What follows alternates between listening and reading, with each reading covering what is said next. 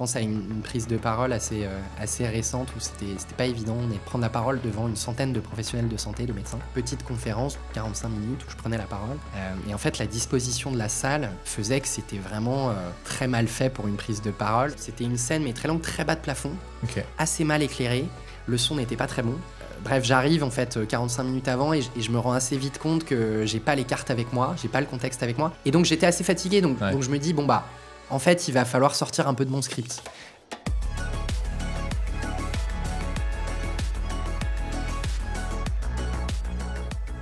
Pierre, je suis ravi.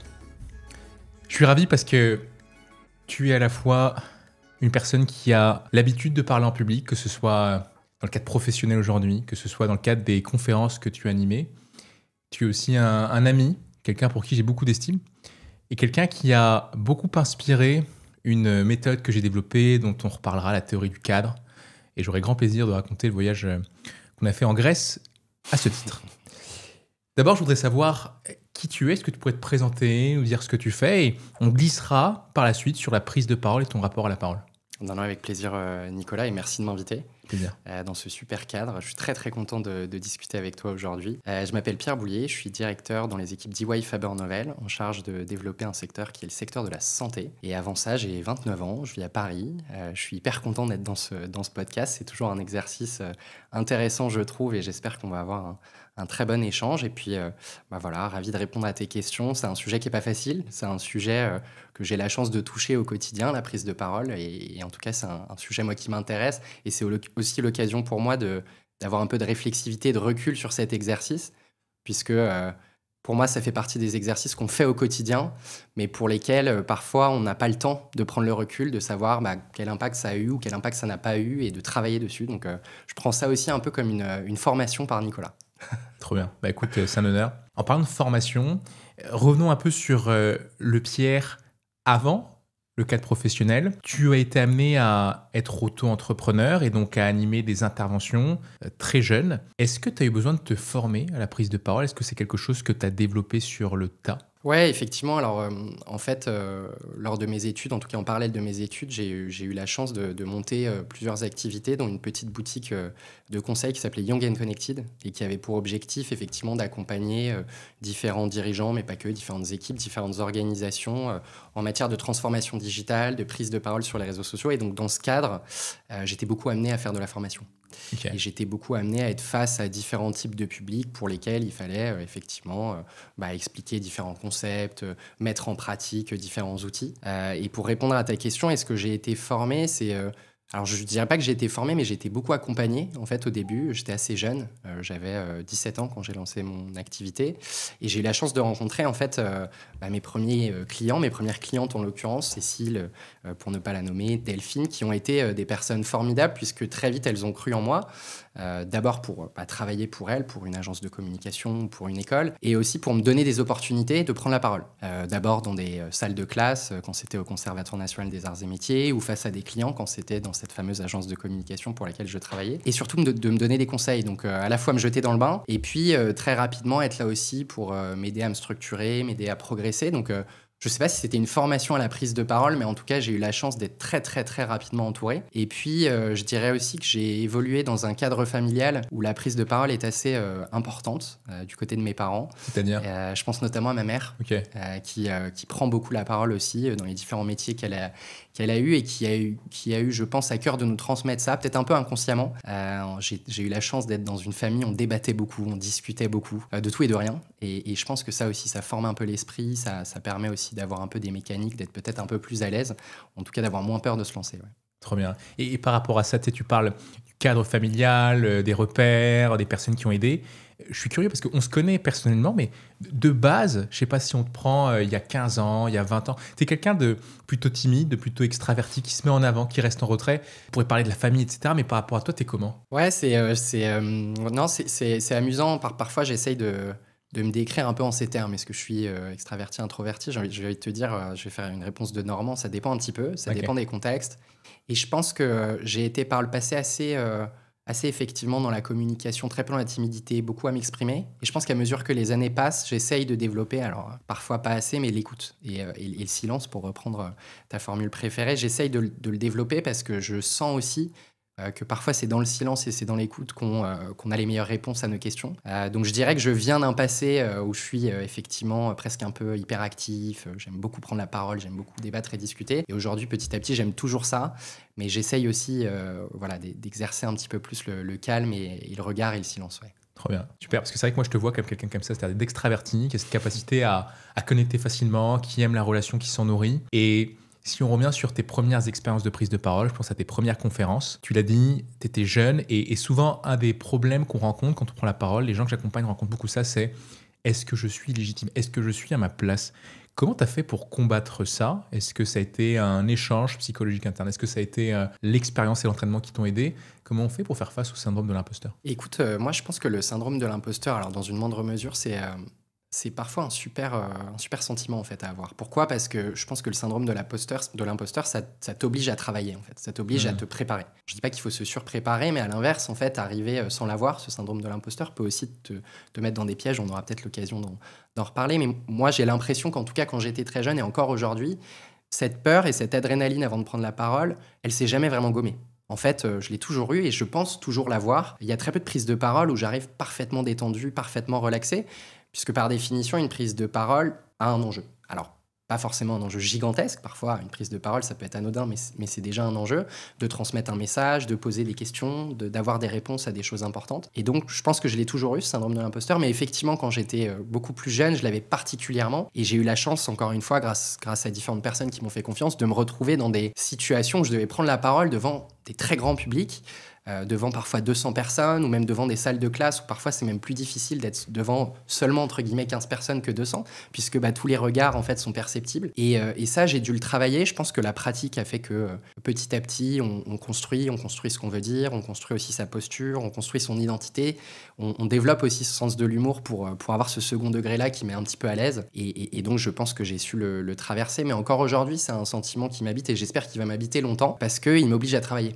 Et c'est quelque chose que je dis beaucoup en fait aux équipes que j'ai la chance d'avoir autour de moi, c'est cultiver ce syndrome-là, alors dans une moindre mesure, mais partez du principe que vous n'êtes pas forcément légitime. C'est pas une mauvaise nouvelle en fait, c'est plutôt quelque chose qui va vous obliger à vous concentrer sur qu'est-ce que je veux transmettre comme message, comme émotion, comme idée, et de vraiment le travailler. Et donc voilà, pour te répondre, je suis pas sûr que ce soit toujours un sentiment très négatif, après dans une certaine limite. Je pense que malheureusement aussi, certains sont paralysés par ce syndrome-là. Ouais, c'est ça. C'est-à-dire qu'en fait, ce que tu dis, c'est que c'est plutôt un bon signal, le fait de se sentir dans ce syndrome. Alors l'imposteur, c'est trop fort, mais de ne pas se sentir ultra légitime, ça veut dire que je dois préparer plus, que je dois faire plus d'efforts pour respecter davantage le public. Et justement, moi, je voulais qu'on parle de ces gens que tu décris, à savoir ceux qui sont paralysés, parce que peut-être que ça peut arriver dans ton équipe, qu'il y ait des gens qui vivent ce syndrome, mais de manière très forte, et donc j'ai pas envie d'y aller, ou si j'y vais, je le fais mal, et vu que je le fais mal, je perds en confiance. Tu leur dis quoi aux personnes de ton équipe qui sont nombreuses, qui le disent ou qui te le disent pas, mais tu sens en fait que c'est parce qu'ils se sentent pas à sa place? Oui, c'est un point qui est très important dans notre métier, dans le métier que je fais aujourd'hui, qui est un métier dans le conseil, c'est qu'effectivement les équipes avec lesquelles on est amené à travailler, qu'elles soient jeunes ou moins jeunes d'ailleurs, en fait, doivent prendre la parole souvent et de plus en plus à mesure qu'ils, elles, évoluent en fait, dans leur parcours. Et donc, mon rôle, et puis celui des managers des équipes, c'est aussi de donner les clés, les compétences, les armes et les opportunités aussi à tous ces profils, et particulièrement aux plus jeunes, justement d'être un petit peu dans ces situations où il faut y aller, quoi. Il faut se lancer. C'est le cas aujourd'hui. J'ai des profils qui progressent beaucoup, des équipes qui progressent beaucoup sur ces sujets-là, mais pour lesquels au début c'était pas simple, particulièrement parce qu'on est face à des clients, face à des publics qui sont très exigeants, pour lesquels on passe beaucoup de temps à construire des missions, construire des documents, et ensuite il faut les présenter. Ce que je dis souvent, c'est que en fait, il faut un peu dépersonnaliser l'exercice.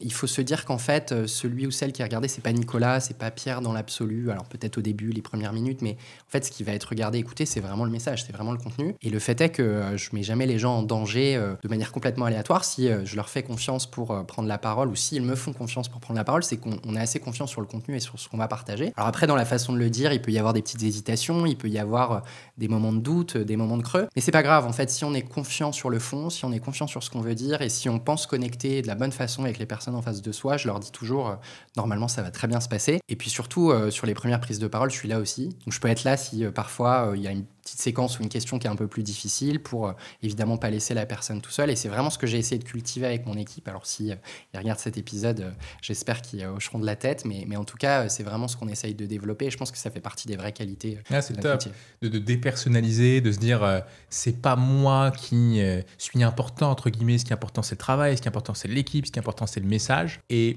tu vois, je trouve que moi, je te connais, et puis quand on t'écoute, j'ai le sentiment que l'adrénaline dépasse le stress. C'est-à-dire qu'il y a tellement d'énergie, il y a tellement cette volonté de donner et d'être dans le moment que, ok, il y a du stress ou il n'y en a pas. Au final, c'est pas grave. Ou j'ai ce sentiment que, limite, tu vas chercher le stress. C'est quoi ton rapport aujourd'hui au stress au moment où tu t'exprimes en public? C'est amusant que tu me poses cette question parce qu'on me l'a posée presque sous cette forme assez récemment suite à une prise de parole. Et effectivement, j'avais la niaque avant et j'avais envie de passer un très bon moment avec cette équipe-là. Je pense que c'est quelque chose que je tiens plutôt de ma vie perso. En fait, Ok. j'ai fait de la musique pendant longtemps. Pendant des années, j'ai eu la chance de me produire sur scène, en fait, dans différentes villes, dans différents endroits, sur des scènes ouvertes, dans des clubs. Et ça, en fait, c'est finalement un défi assez important parce que quand vous êtes face à un public, quand vous êtes face à des gens qui viennent écouter de la musique, passer un bon moment, bah là, l'adrénaline, elle est très particulière. Et elle ressemble en fait plutôt pas mal à l'adrénaline qu'on peut avoir avant une compétition dans le sport ou avant une prise de parole, justement. Et je pense que cette adrénaline-là ou cette envie parfois qu'on avait à l'époque, donc d'aller faire de la musique, de se produire, de faire que les gens passent un bon moment, c'est un peu ça que j'essaye de cultiver. Parfois, je fais un peu cette analogie avant d'arriver dans une réunion importante ou d'avant de présenter des éléments importants. Je me dis, là, j'arrive sur scène, en fait. Et donc, c'est assez amusant. Alors après, c'est loin de la musique ce qu'on fait aujourd'hui, mais effectivement, j'ai cultivé ce truc-là de se dire, c'est presque un peu une performance et c'est ça qui est amusant et c'est ça qui rend les choses intéressantes, c'est d'essayer de se dépasser et de faire de ce moment un moment vraiment dynamique, curieux, amusant en fait pour les personnes en face de soi, quoi. Ah, c'est génial. Parce que ce que tu dis, j'ai beaucoup entendu de personnes que j'ai interviewées, même de gens que je connais, qui disent « Par le passé, j'ai fait de la musique ou j'ai fait de la scène et c'était tellement beaucoup plus stressant qu'aujourd'hui, le fait de prendre la parole, oui, c'est stressant, mais par rapport à ce que j'ai connu, ça l'est beaucoup moins. » Est-ce que ça te permet de relativiser ce que tu as connu avec peut-être des enjeux plus importants, sociaux, en termes d'image? Est-ce que ça t'aide aujourd'hui? Ouais, je pense d'autant que la musique, c'est extrêmement ingrat et difficile. Et pour le coup, à l'inverse de ce que j'ai dit avant sur la prise de parole, assez personnelle. Ouais. C'est-à-dire qu'autant quand on prend la parole dans un cadre professionnel, on est là effectivement pour délivrer un message, représenter une entreprise, une équipe. Autant quand c'est la musique, c'est vous face à vous-même en tant qu'artiste avec des grandes guillemets. Mais en tout cas, c'est quand même vous face à vous-même, face à un public. Et donc l'exercice, c'est plus une mise à nu. Et pour le coup, une mise à nu au premier degré. Donc je pense qu'il y a de ça, il y a cette difficulté en plus.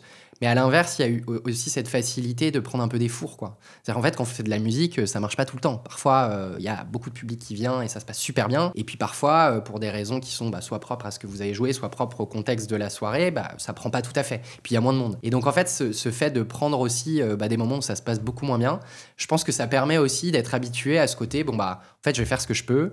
Je vais essayer de m'exprimer de la meilleure façon, de passer les messages, les émotions que j'ai envie de passer. Et puis, si ça se passe bien, tant mieux. Si j'arrive à connecter, tant mieux. J'aurais tout fait pour. Si ça se passe mal, j'en ai vécu plein. Et puis on rebondira, quoi. Si tu souhaites être à l'aise pour parler en public, j'ai créé une masterclass « Comment parler en public avec confiance ». Si parler en public est quelque chose qui est vraiment important pour toi, je t'invite à regarder cette masterclass. Tu vas aller beaucoup plus loin que tout ce que tu trouves en ligne, les tutos YouTube. C'est une mine d'or sur la prise de parole qui t'attend. Pour ça, clique sur le lien qui est dans la bio ou dans la description et profite à fond du contenu qui t'attend. Et cette année, on s'exprime, on s'affirme et on avance ensemble. Ouais, c'est génial, il y a deux clés qui sont super importantes dans ce que tu dis. Il y a à la fois le fait d'avoir répété tellement d'expériences qu'au final, un échec, une réussite, est-ce que c'est vraiment important de se concentrer sur un échec ou une réussite? Et puis, quelque chose que j'avais jamais entendu qui est de se dire, on peut dépersonnaliser la prise de parole en rapprochant l'exercice d'autres situations d'exposition personnelles, à savoir exposer sa musique. Ça, c'est personnel. Et donc, à partir de là, à partir de ce référentiel, le fait de prendre la parole, ça te semble beaucoup moins personnel parce que c'est un message que j'envoie. Peut-être que je suis au service d'une entreprise dans laquelle je travaille. Et donc, c'est un peu moins moi. Je me sens moins mis en avant. Tout à fait. Et je me mets au service de quelque chose de plus grand. Ouais, absolument. Je suis assez d'accord avec toi. Et je trouve que, en fait, cette distance à soi-même, en fait, il faut trouver une distance à soi-même. Cette distance à soi-même n'est pas forcément la même selon les prises de parole et selon les exercices, mais la trouver, je pense que c'est un apprentissage pour toute la vie. On n'a jamais fini de la trouver, mais en fait, c'est à ça qu'il faut penser. C'est quelle est la distance entre le moi Pierre Bouillet, le moi dans des équipes de conseil face à des clients, le moi fatigué à 19h sur une prise de parole. En fait, avoir cette distance-là et jouer un petit peu avec ses identités et ses fonctionnements, c'est aussi ça qui permet d'avoir un terrain de jeu et de voir cette prise de parole comme voilà, un endroit où on peut se sentir bien, ou en tout cas on peut tester des choses. Et après tout, à la fin, c'est pas très grave. Je dis toujours que dans mon métier, on sauve pas des vies. Je dis toujours ça à mon équipe. Tu posais la question de comment les mettre à l'aise. C'est pas la première chose que je leur dis. On a beau travailler pour des entreprises du secteur de la santé. Oui, ces entreprises-là délivrent à des professionnels de santé qui, eux, au quotidien, sauvent des vies. Nous, à la fin, sans caricaturer, ce qu'on fait, j'espère, a un petit peu d'importance. Mais à la fin, voilà, on n'est pas face à des dilemmes très importants, des sujets très critiques. On est face à des enjeux qui sont certes importants, mais desquels on a le droit de se tromper. Et puis, on a le droit aussi de dire qu'on ne sait pas. Ça, c'est vraiment un point qui m'est de plus en plus cher dans mon quotidien et que j'ai noté aussi au contact de mes amis, mais aussi, encore une fois, de mes clients ou des équipes. C'est que parfois, je trouve qu'on gagne beaucoup à dire qu'on n'a pas la réponse à une question. Parce qu'on gagne en fait en transparence, en honnêteté. Et pour développer la confiance qu'on a avec quelqu'un, c'est parfois super de ne pas essayer de détourner, de ne pas essayer de jouer des claquettes, comme j'aime bien le dire parfois.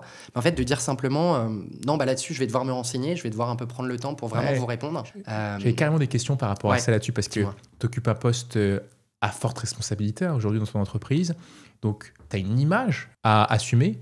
Il y a des personnes qui travaillent pour toi, tu es quand même directeur. On pourrait se dire, ok, tu es jeune, tu as moins de 30 ans. Quelle place tu laisses à la vulnérabilité? C'est-à-dire, est-ce que tu as le droit d'avoir cette main qui tremble, cette voix qui tremble? Est-ce que tu as le droit de faire une erreur? Ou est-ce qu'au contraire, attention, vu que je suis peut-être plus jeune, vu que du coup je suis plus regardé aussi parce que je sens que je suis un peu un ovni ou différent dans le monde dans lequel je suis, attention, est-ce qu'il faut être tiré à 4 épingles? Complètement, c'est une question que je me pose souvent, effectivement dans mon contexte professionnel beaucoup, puisque alors j'ai quand même la chance de travailler avec des équipes extrêmement bienveillantes et effectivement d'avoir des managers qui ont confiance en moi, mais néanmoins je suis quand même dans un écosystème où dans chaque prise de parole, j'ai parfois l'impression de partir un peu 500 mètres avant. Pourquoi? Parce que j'arrive avec mon âge, mon visage. Alors sans dire mon âge, je ne vais pas dire que c'est écrit sur mon front, mais effectivement, j'espère en tout cas qu'on voit que j'ai... Tu fais 45 ans. Voilà, non, mais merci Nico, je te retourne le compliment. non mais on voit effectivement que je suis jeune, on voit effectivement que...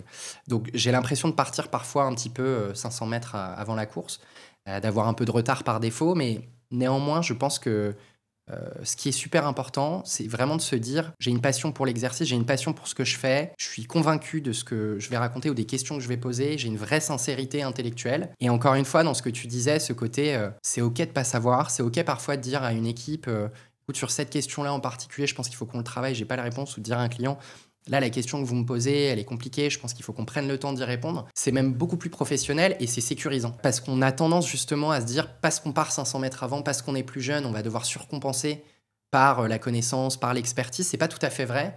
En fait, on va devoir surcompenser par un cadre de confiance et par un cadre de sincérité. Et je pense que c'est peut-être l'erreur parfois, à mon humble avis, que certaines commettent dans un quotidien qui est celui du conseil, c'est de vouloir avoir réponse à tout. Et donc voilà, c'est quelque chose que j'essaye de m'imposer de plus en plus, ce côté, là je ne sais pas. Et c'est une bonne nouvelle, on va pouvoir y travailler ensemble. Ah, c'est top. Et donc ça crée ce cadre de confiance dont tu parlais, et pour le client et pour la personne, qui va pouvoir être encore plus professionnelle sur les choses qu'elle maîtrise, de la même façon qu'elle assume ce qu'elle ne maîtrise pas. Tu vois, quand je t'écoute parler, il y a quelque chose qui est très fort chez toi, et je pense que c'est un des outils, un des ingrédients de ton éloquence, c'est ton énergie. C'est-à-dire que tu as une énergie de dingue, tu as une passion quand tu parles, quelle que soit la chose, à chaque fois, et c'est pareil, même dans le cas de perso, tu es pareil pour le coup. Est-ce que ça, je sais que c'est quelque chose d'inné, peut-être qu'on peut le travailler, etc., mais c'est d'être présent chez toi depuis le début, est-ce que ça peut te jouer des tours, dans le sens où, est-ce que parfois, quand il y a trop d'énergie, tu sens qu'en fait, j'aimerais canaliser, et ça, tu vois, je pense que tu n'es pas le seul, il y a beaucoup de gens qui ont beaucoup d'énergie, et en fait, je sens qu'il y a un feu qui brûle et j'arrive pas à le canaliser.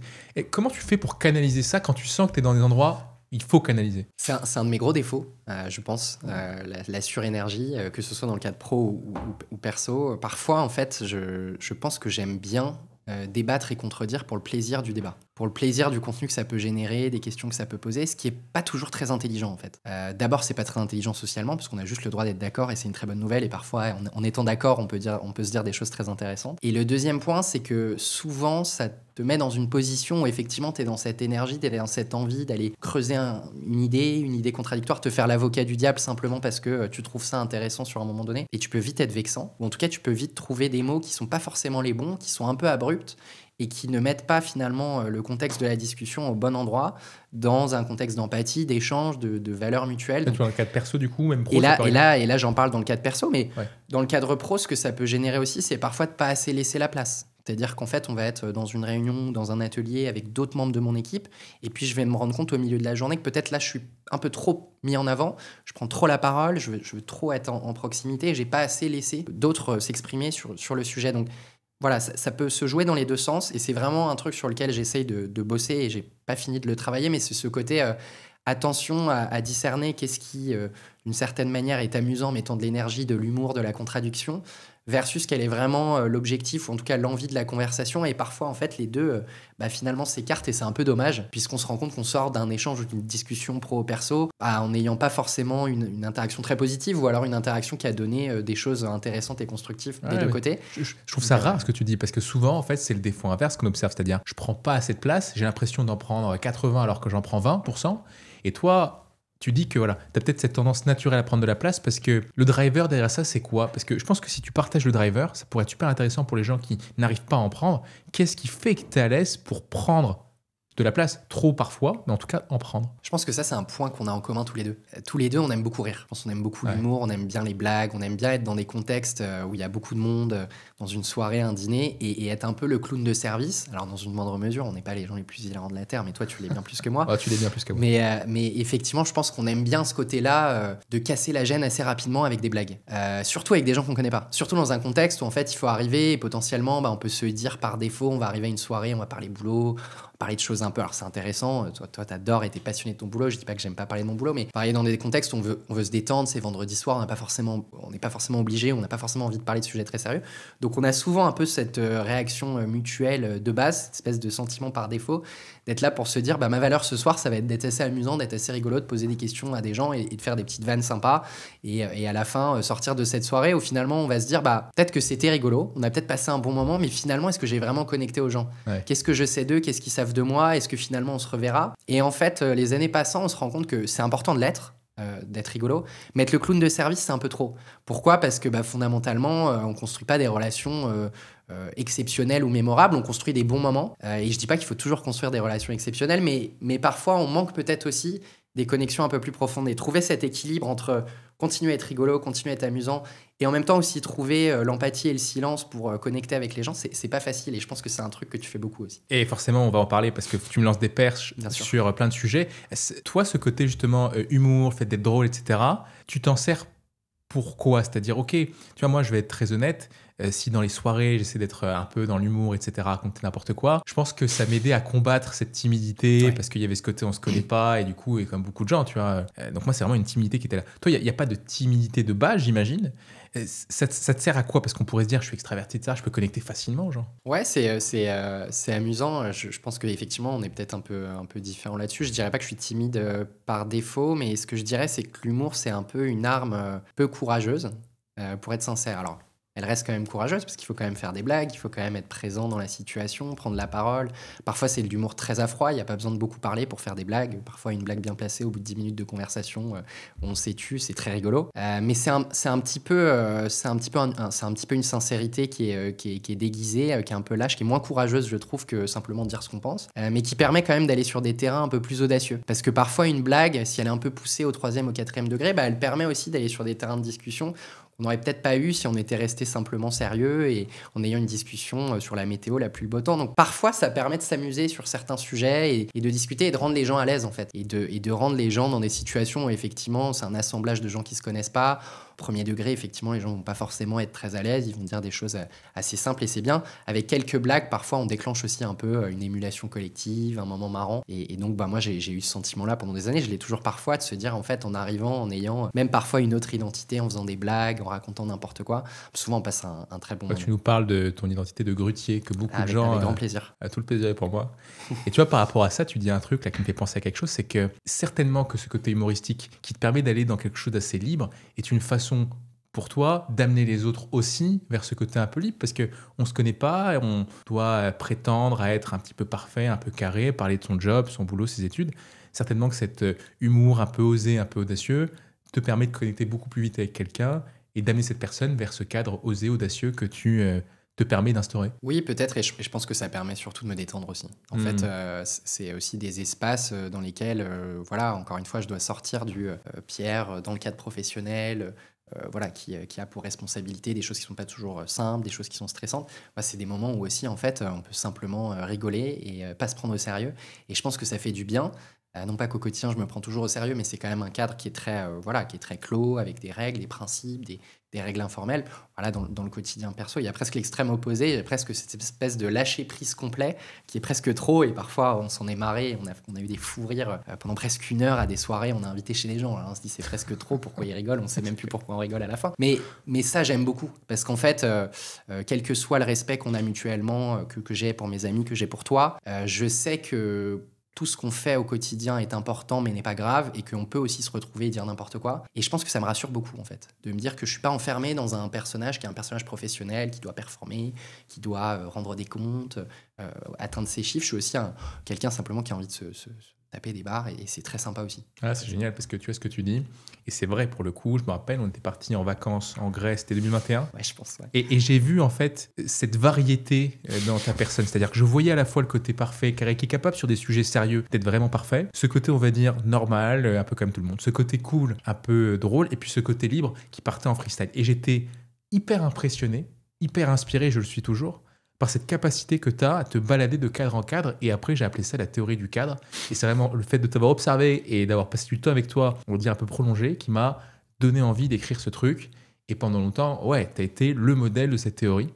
Et je me suis toujours demandé, est-ce que ça, là, cette balade de cadre, tu arrives à l'appliquer dans le cadre professionnel? Sachant que moi, je t'ai jamais vraiment vu en situation professionnelle, je t'ai vu en conférence, etc. Est-ce que tu te permets de te balader ou est-ce que tu te limites à un cadre? Voilà, cadre pro, c'est monsieur parfait. Cadre perso, c'est monsieur libre. Non, je pense que dans le cadre pro, j'essaye aussi de m'appliquer ça. Alors, c'est un peu inconscient, hein, je te dirais pas que sinon c'est un peu psychopathe de se dire dans quel cadre je vais m'inscrire. Ah, mais il y a des gens qui le font et... Peut-être, mais enfin bon, peut-être un petit peu aussi. Peut-être que consciemment, parfois je le fais. Je suis pas tout le temps dans la méta de quel cadre j'utilise, mais effectivement, ce que tu dis là, ce côté finalement dans quoi tu t'inscris, est-ce que tu t'inscris dans une discussion très très formelle, sérieuse, écoute, rigolade, je pense que c'est un truc un peu inconscient, mais que j'essaye de faire beaucoup, notamment avec les équipes. Je pense qu'on a un travail qui est assez intense, voilà, où il faut beaucoup bosser, et on a besoin aussi d'être proche. Alors après, il faut trouver le niveau de proximité qui est le bon, mais on a besoin d'être proche aussi de ses collègues et de proche de ses équipes pour créer en fait une atmosphère qui est la bonne, en fait, qui donne envie de bosser ensemble, qui donne envie aussi parfois de déconnecter un peu, de se marrer.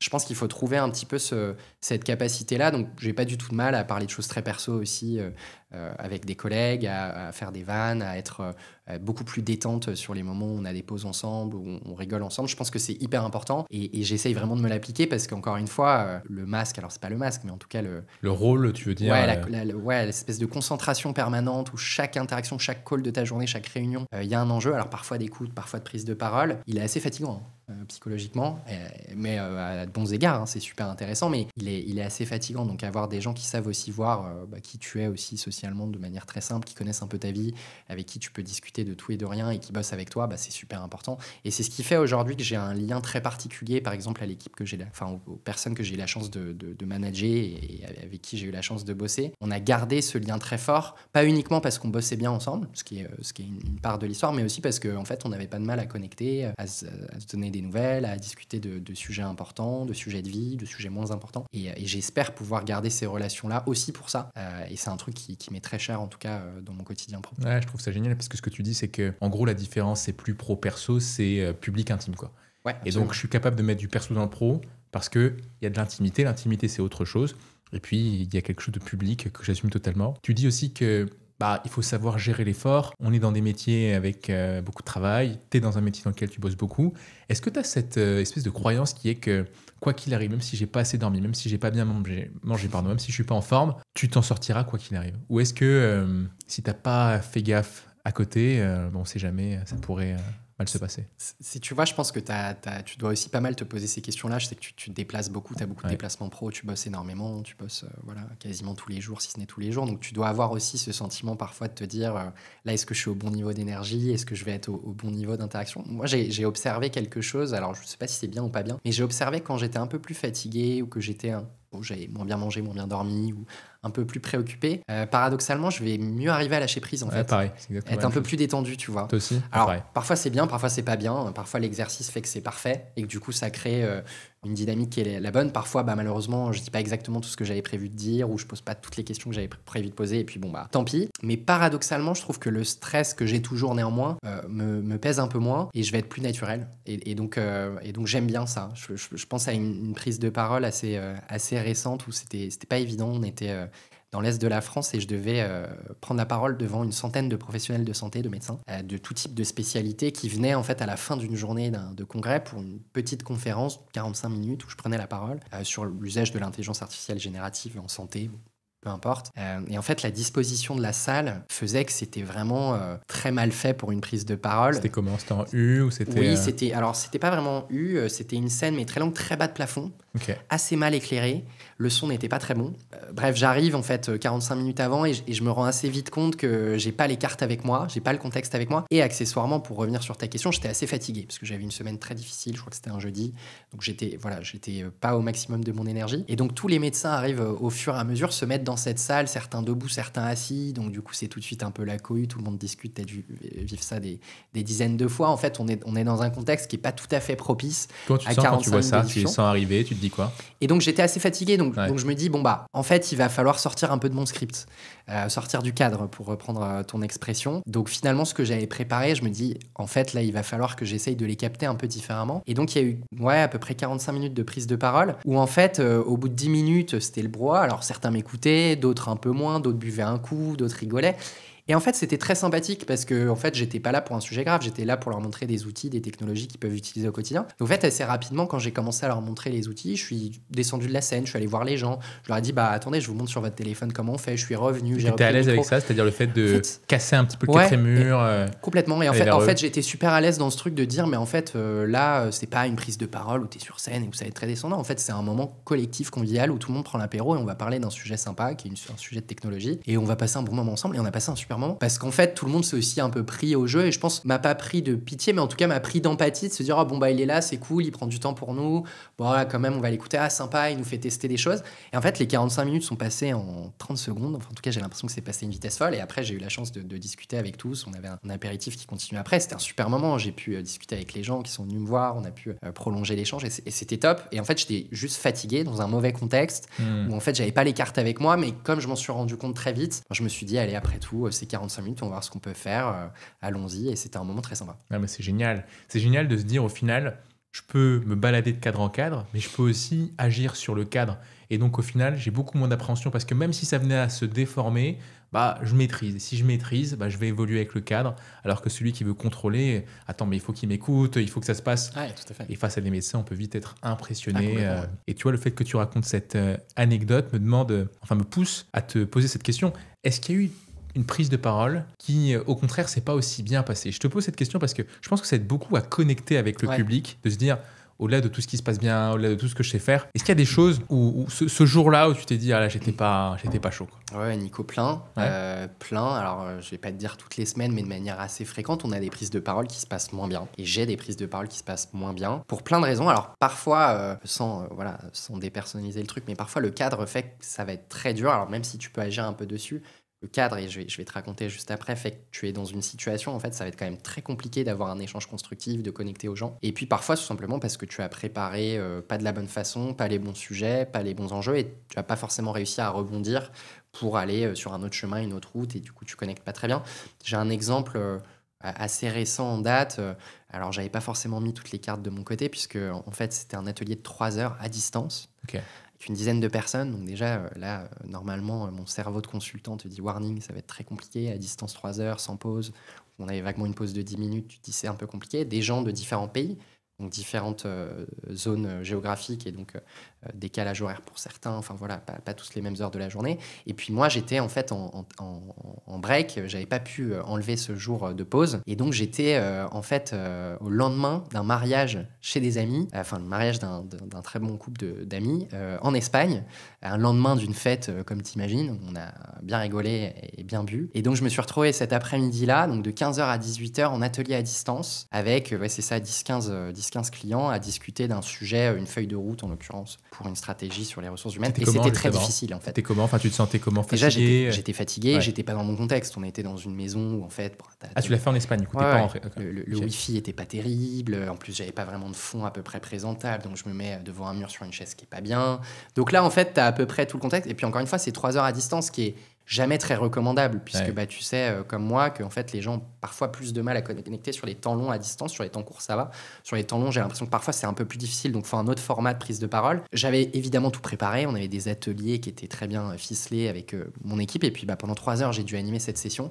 Et j'ai beaucoup ramé. Alors, bon, je te dis pas que c'était une catastrophe, mais j'avais peu de connexion. Je lançais beaucoup de questions ouvertes. J'essayais de lancer les gens, de les nommer, de dire qu'est-ce que tu en penses, X, Y. Et en fait, je ramais. J'avais vraiment l'impression d'être tout seul dans cet atelier, tout seul dans ce moment. Et ça m'arrive souvent, en fait, d'avoir des prises de parole où, en fait, on connecte pas exactement comme on veut. Alors là, en l'occurrence, ça n'a pas été une catastrophe, puisque à la fin, bah, en fait, on a mis 2 heures au lieu de 3. Et puis, au bout d'un moment, j'ai dit, bon, bah, on arrête là, ça y est, on a fait déjà le tour. Mais c'est des moments où, effectivement, on peut se sentir un peu seul. On peut se sentir, en l'occurrence, seul devant son ordinateur, à essayer de relancer les gens, la moitié n'ayant pas leur caméra active. Donc, on peut pas lire aussi les expressions. C'est souvent assez difficile. Et là, en l'occurrence, voilà, j'ai eu un petit ressenti de difficulté. Et je me suis dit que je m'étais pas donné toutes les chances, aussi bien dans le contexte dans lequel je faisais cette réunion, aussi bien dans les paramètres que j'avais confiés à cette équipe-là pour se réunir, que dans le contenu peut-être que j'avais préparé. Donc là, Ouais. c'est une bonne dose d'humilité et ça fait du bien aussi. Ouais, c'est le cadre principalement. Et du coup, ça va, t'as pas été, on va dire, remise en question dans tes compétences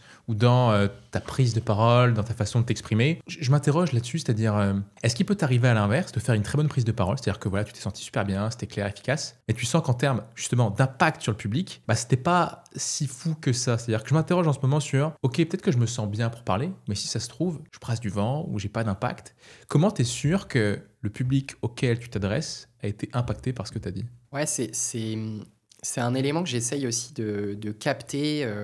Et je dis pas que je le fais parfaitement consciemment, mais typiquement, on a une grande maladie générationnelle, multigénérationnelle, c'est que tout le monde est tout le temps sur son téléphone. Et pour moi, un bon indicateur de prise de parole dans des réunions longues ou même dans des réunions courtes, c'est de savoir si les gens te regardent vraiment, sont vraiment attentifs, font autre chose, sont sur leur ordi, sur leur téléphone. Donc ça, c'est souvent un truc que j'essaye d'observer. Quelle que soit la qualité de ma prise de parole, j'essaye vraiment de regarder ça. De regarder si en face, je capte l'attention ou pas. Et dès que je vois que je commence à moins la capter, je tente un peu de sortir de mon script, de faire une blague, d'interpeller quelqu'un, de poser une question ouverte. Ça, j'essaye de le faire beaucoup. Après, j'ai souvent été déstabilisé par des prises de parole où ça s'est plutôt bien passé. Et puis vient le moment où se posent des questions, l'équipe en face pose des questions, ou les clients en face posent des questions. Parfois des questions qui ont une sacrée gifle auxquelles j'étais pas du tout préparé. Comment tu gères Je ça? sais que je prépare. Là, tu te dis, je sais pas, enfin, t'assumes ça? Alors, je pense à une question qui est... Alors là, il y a quelques années, c'était mes débuts dans l'entreprise dans laquelle je travaille en ce moment, EY Faber Novel. Ça faisait à peu près 6-8 mois que je travaillais pour cette entreprise. Et donc, on était en soutenance devant un très gros laboratoire pharmaceutique. En soutenance, ça veut dire qu'on présente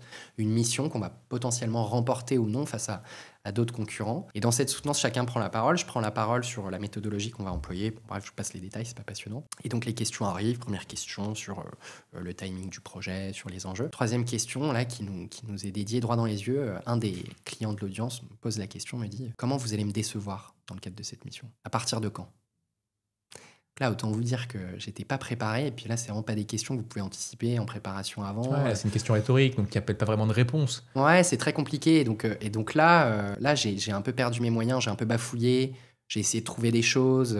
Et c'est des questions, en fait, où il n'y a pas vraiment de bonne réponse pour effectivement être assez d'accord avec toi. J'ai bafouillé quelques éléments. J'ai dû dire que voilà, il fallait qu'on soit très proche de vous et qu'on soit très en contact, parce que si on n'est pas dans le travail au quotidien, dans les ateliers, on va pas réussir à aller au bout de ce qu'on veut. Donc, il faut que vous soyez très présent et que vous puissiez modéliser ça. Sinon, on va vous décevoir. Ce qui était beaucoup moins bien dit à l'époque, et je pense dans le stress des choses, je ne l'ai pas très bien dit. Et en fait, c'est assez amusant parce que ce client-là est quand même devenu un client. En l'occurrence, on a gagné ce projet malgré ces questions qui étaient difficiles. Et des années après, c'est toujours un client. Et il y a quelques mois, il m'a rappelé ça.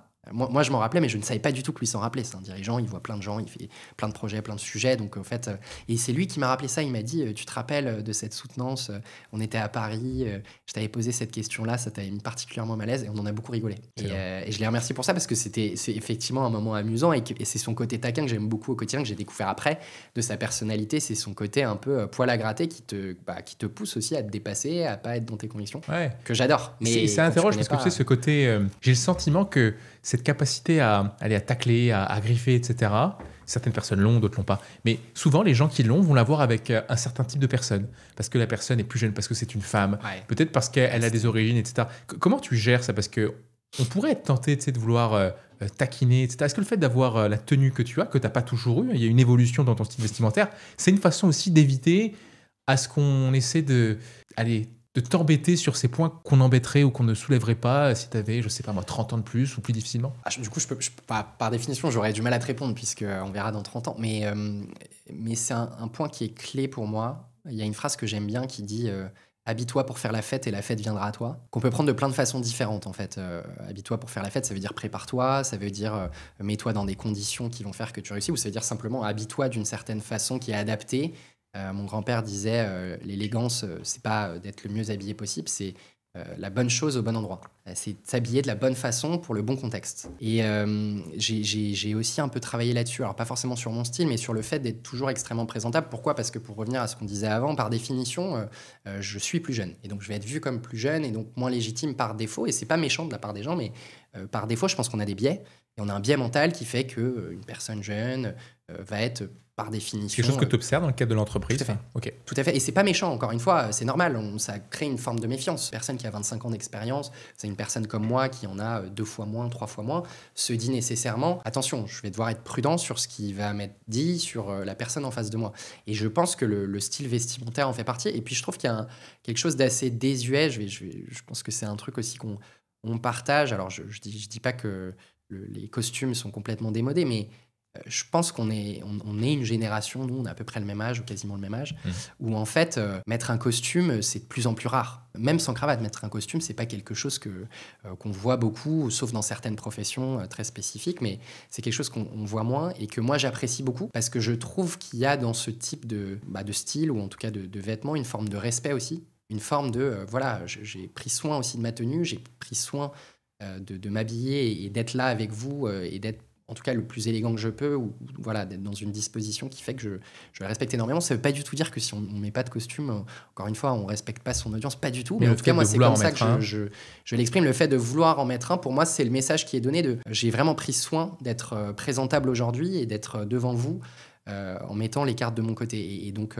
ouais, c'est quelque chose que je fais beaucoup. Je suis, alors pas toujours en cravate, certainement pas, tu la portes beaucoup mieux que moi, mais j'essaye toujours d'être élégant et d'être en tout cas en veste, ou en tout cas d'être voilà, la bonne chose au bon endroit. Tu vois, le sentiment que j'ai par rapport à ça, et je te rejoins totalement sur cette notion de respect, cette notion aussi d'image, parce qu'on est vu avant d'être entendu, avant d'être compris, qu'on le veuille ou pas, c'est qu'aujourd'hui, c'est un truc que j'avais quand j'étais en stage, moi, j'avais du mal à mettre un costume parce que j'avais le sentiment de ne pas mériter de mettre un costume. C'est-à-dire que je suis trop jeune pour mettre un costume. C'est les gens qui travaillent, qui mettent des costumes, qui gagnent beaucoup d'argent. Tu vois, donc j'avais un rapport au costume qui était... C'est trop pour moi. Et donc aujourd'hui, il y a un certain plaisir à assumer de mettre un costume, vu la vision que j'en avais dans le passé. Le sentiment que j'ai, c'est qu'aujourd'hui, limite, on ne se sent pas à l'aise dans un costume. Et moi, je suis pas à l'aise avec le fait de ne pas me sentir à l'aise. C'est-à-dire que... Est-ce que tu penses que tu es en décalage? Peut-être. Ouais. Ou en tout cas, à l'époque, il y avait ce côté, c'est pas mes vêtements. En fait, c'est ce sentiment de légitimité. Je me sentais pas légitime à mettre un costume. Et je pense pas être le seul. C'est-à-dire que je pense qu'il y a beaucoup de gens qui s'interdisent de mettre un costume parce que tout le monde va voir que ça me va pas. Enfin, c'est pas pour moi. Mais j'aimerais bien pouvoir en mettre un, mais non, c'est pas... Non, mais c'est amusant ce que tu dis. Je pense qu'après, ce sont aussi des perceptions. Et encore une fois, le costume est parfois pas du tout approprié aussi à certains contextes. On se retrouve dans un contexte pro, une réunion où en fait, tout le monde est habillé de manière beaucoup plus décontractée parce que la journée fait que c'est le cas. Et puis, on arrive en costume et ça fait un peu décalé. Et c'est du coup pas bien. Hein. Donc, je dis pas du tout qu'il faut toujours être en costume, loin de là. Encore une fois, il faut choisir son style en fonction de la situation. Mais je pense qu'il y a... Pour revenir sur la phrase de s'habiller pour faire la fête et la fête vient à toi, il y a vraiment ce côté... en fait, ça te forge aussi un petit peu. Je pense que ça fait partie de tes habitudes, ça fait partie de ton quotidien, ça te construit aussi. Il y a une forme de paresse mentale très amusante, mais en fait, quand on met un costume tous les jours, on met un costume tous les jours. Donc, il y a moins de questionnement, il y a moins de... Et puis, je trouve que, et ça, c'est ce que mon grand-père m'a beaucoup transmis. Mon grand-père était un homme extrêmement élégant, extrêmement raffiné, toujours très, très bien habillé, qui mettait des nœuds papillons magnifiques, des vestes absolument magnifiques. Je reprends un peu ton sentiment. Ça fait des années maintenant qu'il n'est plus avec nous. Et il m'a légué beaucoup de choses, notamment certains vêtements, certaines vestes, certains pantalons, certaines chemises avec... C'est de lui que tu tiens les Et c'est de lui, mouchoir. et j'allais y venir effectivement, c'est de lui que je tiens effectivement les pochettes de costumes. Et donc, voilà, ce petit détail qui est très léger, je l'aime beaucoup et je l'ai hérité de lui. Et ça, j'ose le mettre parce que je trouve que c'est un décalage qui est amusant, qui n'est pas non plus trop habillé, mais je pense pas, j'espère pas, les gens mal à l'aise parce que c'est trop formel. Mais à l'inverse, je suis incapable aujourd'hui de mettre certains de ses vêtements parce que je me sens pas légitime. Parce que sa stature, sa grandeur, l'homme qu'il était, fait que je me sens pas aujourd'hui de mettre ses chemises, je me sens pas aujourd'hui de mettre ses pantalons. Peut-être qu'un jour, oui, j'ai commencé à mettre une de ces paires de Weston, mais c'est déjà pour moi un effort énorme. Et qu'est-ce qui te manque qui te permettra de mettre ces vêtements-là? Le temps, l'âge, je pense le travail aussi sur soi, le fait de forger sa vie, de forger ses relations, tout ça, il l'a fait pendant des années, il l'a fait de manière magnifique. Et petit à petit, peut-être que je me permettrais de mettre ces vêtements, mais aujourd'hui, effectivement, j'ai l'impression qu'ils sont trop larges pour moi, au sens symbolique. Et ça, je pense que c'est amusant et c'est un chouette sentiment. En fait, je pense pas que ce soit très négatif, je pense qu'au contraire, c'est aussi une forme de connexion que j'ai à lui et que j'aime beaucoup. Et parfois, quand je mets une pochette qui lui appartient, comme c'est le cas aujourd'hui, ou comme c'est le cas en fait quasiment tous les jours, c'est une façon aussi de penser à un exemple pour moi. Alors parfois, voilà, je regarde cette pochette et je me dis, je pense à lui, je me dis qu'est-ce qu'il aurait fait à ma place dans cette situation, il serait posé quelles questions, il m'aurait dit quoi. Et c'est super, je trouve que c'est super intéressant d'avoir ces petits symboles du quotidien qu'on a tous. Parfois, c'est un bijou, parfois, c'est une montre, qui nous font penser à des gens qu'on aime. Ouais, qui crée des ancrages, c'est-à-dire Tout à fait. qu'on se rappelle, on se rapproche de ces choses importantes pour nous et certainement qu'elles constituent des rituels qui derrière sont des réflexes, des choses auxquelles on ne pense pas. Et Si tu veux parler en public avec confiance, j'ai écrit un livre sur la prise de parole en public et je te donne gratuitement le premier chapitre et tu peux le télécharger. Il va t'aider à décoller dans tes prises de parole. C'est une garantie. Je t'avoue que je ne vais pas le laisser indéfiniment, donc je t'invite à le télécharger maintenant, que ce soit dans le lien qui est dans la bio ou dans la vidéo. Et cette année, on s'exprime, on s'affirme et on avance ensemble. ça me permet de te poser cette question. Est-ce que tu as des personnes que tu trouves particulièrement éloquentes, qui t'inspirent? Certainement ton grand-père, en matière de prise de parole. Je ne sais pas si ton grand-père était un orateur. Ouais, mon grand-père était surtout quelqu'un de qui je tiens, je pense, mon humour. C'était quelqu'un de très, très amusant, très rigolo, mais c'était aussi un très bon orateur et racontait des histoires de voyages à n'en plus finir. Dans celles et ceux qui m'inspirent, là, très récemment, il y a un député qui m'a beaucoup inspiré. Ah oui, je crois que je vois de qui tu parles. Qui s'appelle Claude Maluret. Je connais pas du tout son bord politique et c'est pas du tout mon propos, je sais pas, et qu'on soit d'accord avec lui ou non, mais il prend souvent la parole et il a pris récemment la parole sur le sujet de la guerre en Ukraine et je trouve qu'il a toujours des mots très forts. Il a un sens de l'image en fait dans ce qu'il dit qui est complètement impressionnant. Il a pris la parole notamment pour la constitutionnalisation de l'IVG. Il a raconté une anecdote personnelle, je crois qu'il était médecin avant, donc en fait il l'emmène dans un univers où il raconte ce qu'il a vu, il raconte ce qu'il a vécu, le quotidien de ses femmes, de ses difficultés qu'elle traverse, de ce qu'il a vu de ses propres yeux et de l'honneur que la France fait, ou du devoir en tout cas de la France d'inscrire ce droit à la Constitution. Je trouve que ce sont des prises de parole qui sont extrêmement impressionnantes, d'éloquence, mais aussi, encore une fois, de connexion d'images, d'exemples, d'histoires, en quelques minutes, en fait, en 5-10 minutes. Et donc, je le trouve extrêmement impressionnant. Comment il s'appelle, tu as dit? Claude Maluret. Claude Maluret. Tu penses que le concernant, c'est quelque chose qu'il a travaillé? Est-ce que la prise de parole, ça peut... Est-ce qu'on peut tous être des Claude Maluret? C'est difficile à dire. Je pense qu'on peut être tous très bons en prise de parole. Ça, j'en suis convaincu. Je pense qu'on peut tous le travailler. Je pense qu'on peut tous être très à l'aise. Et je pense que tu en es l'exemple dans les formations que tu construis depuis des années, les parcours. Je pense que tu donnes effectivement des clés aux gens pour que des personnes qui, par défaut, ne le sont pas, se sentent beaucoup plus à l'aise, soient très bons. Par contre, est-ce qu'on peut être exceptionnel en prise de parole? Je sais pas. Je pense que certains, Claude Maluret en est un exemple, Edgar Morin en est un autre, avec un style très différent, sont des gens qui ont autre chose, qui ont une culture, qui ont des mots, qui sont habités par des choses, qui ont des vécus personnels et qui ont une façon de les incarner. Aussi, dans son style, une façon de connecter, un ton à la fois grave et en même temps très ambitieux. Et je pense qu'il avait ça de base, c'est-à-dire qu'en gros, il a exploité un potentiel, mais tout le monde n'a pas le même potentiel, on n'a pas tous la même ligne d'arrivée. Exactement, je pense qu'il a beaucoup travaillé, je pense que ces gens-là travaillent beaucoup, mais je pense qu'effectivement, en termes de ligne d'arrivée, ils ont une capacité de captiver les autres, peut-être aussi une capacité d'absorption pendant des années, de plein de choses qui les inspirent, une écoute active ou pas, ou en tout cas une écoute des autres qui fait qu'ils ont beaucoup travaillé aussi personnellement, inconsciemment, mais qui fait que effectivement, je pense qu'on peut pas tous être Barack Obama. Par contre, je pense qu'on peut tous être très très bons, chacun dans son style, en termes de prise de parole, et que c'est une qualité extrêmement importante dans les différents métiers ou dans la vie, puisque effectivement c'est une qualité qui permet de connecter aux autres, et je pense qu'il n'y a rien de plus important en fait au quotidien que de connecter aux autres. C'est top. En gros, toi, tu te sers de la prise de parole pour connecter aux autres, que ce soit dans le cadre perso, en ayant cette capacité à te balader, ou dans le cadre pro, que ce soit en ayant cet impact. Et tout ça te ramène à cette idée de connecter aux autres. C'est-à-dire qu'on n'est que soi, on meurt soi. Et au final, la prise de parole, c'est une façon d'avoir peut-être au moins ce sentiment d'être un peu plus que soi et d'avoir été l'auteur d'un moment un peu de l'autre côté, quoi. C'est beau la façon dont tu le dis. Je pense que toi, et c'est un respect qui est énorme que j'ai pour toi sur ce sujet-là, qui est en fait cette capacité à construire, à théoriser, à créer des outils, créer des modèles autour de la prise de parole, qui est finalement quelque chose d'assez inconscient en fait au quotidien. On se rend compte aussi dans nos cadres personnels et professionnels que peu de gens se disent, et pas assez, c'est dommage, se disent j'aimerais progresser en prise de parole, et je pense qu'on peut toujours le faire. Toi comme moi, on essaye aussi de le travailler au quotidien, et ça ne veut pas dire qu'on est arrivé, on n'est jamais arrivé sur ces sujets-là, mais je pense que c'est malheureusement encore quelque chose d'assez inconscient sur lequel on ne met pas tout à fait le doigt. Alors on peut mettre le doigt quand on est très stressé, quand on est bloqué, mais si on ne l'est pas, on peut néanmoins prendre la parole, et parfois on n'a pas exactement le bon niveau d'impact qu'on voulait. On va pas forcément pointer du doigt la prise de parole, on va pointer du doigt autre chose. Et je pense que c'est dommage. Et comment t'expliques ça? C'est-à-dire que tu vois, autant pour le sport, on sait tous que c'est pas en allant une fois à la salle de sport qu'on aura le corps de nos rêves, on sait qu'on doit le travailler régulièrement. Comment ça se fait que pour la prise de parole, on n'a pas ce raisonnement qui semble assez naturel dans le sport, par exemple? Je suis pas sûr qu'à l'école, et je veux pas du tout blâmer l'école, je pense qu'on a un système éducatif en France qui est exceptionnel, mais je suis pas sûr que ce soit l'une des qualités premières qu'on développe. Alors c'est de plus en plus le cas, j'ai l'impression, puisque il y a des prises de parole, il y a l'oral au bac, il y a plusieurs contextes où on peut le faire. Enfin, ça reste des moments qui sont assez rares en fait à l'école, dans lesquels en fait on récompense quand même beaucoup le contrôle écrit. Voilà, c'est des qualités très importantes qu'il faut aussi développer, hein, l'écrit, je dis pas le contraire, mais je suis pas sûr que ce soit quelque chose qu'on fasse beaucoup quand on est très jeune. Ou en tout cas, j'ai rarement rencontré des professeurs qui étaient par ailleurs fantastiques, mais qui mettaient un peu cette épreuve-là sur la table aussi, et qui donnaient ces chances-là. Et en fait, ça arrive très tard dans le cursus. Souvent, ça arrive en fait juste après le bac, selon son parcours. Souvent, c'est là où on va devoir être un peu plus mis, ou pas d'ailleurs, dans des contextes où il faut prendre la parole. Donc, je pense que ça, c'est un premier enjeu. Ouais, les rencontres avec la prise de parole, les moments d'exposition qui sont assez dès très jeunes, en fait. rares et tardifs. Dès très jeunes, comment arriver aussi à donner ce goût-là, simplement, pas forcément une prise de parole tout seul, mais même dans le débat, dans l'expression, en fait, être dans des contextes où on exerce d'autres façons de discuter. Et puis après, je pense que c'est pas facile, en fait, de mettre le doigt là-dessus. Je pense on se donne pas forcément le temps, moi le premier, hein, de faire un exercice de réflexivité juste après une prise de parole, de se dire qu'est-ce qui s'est bien passé, qu'est-ce qui s'est pas bien passé, qu'est-ce que j'ai compris, entendu des autres. C'est quelque chose que tu fais, toi, ça, de te regarder, parfois, d'avoir du feedback Parfois, j'aimerais le faire beaucoup plus, évidemment, mais quand je le fais, je trouve ça super enrichissant, et souvent on le fait en équipe, en fait, hein.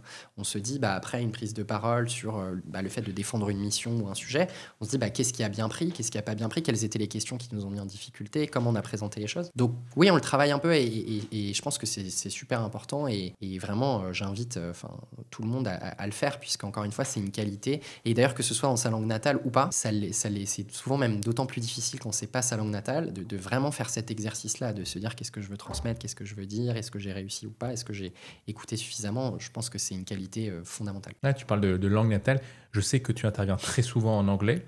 Oui. D'ailleurs, tu communiques en anglais sur tes réseaux sociaux. C'est plus difficile de parler en anglais? C'est beaucoup plus difficile, tout simplement parce que déjà, on est moins libre du choix des mots. On prend les mots qui viennent en tête pour dire ce qu'on veut. Alors après, plus on pratique, plus on les trouve. Mais donc, on est moins...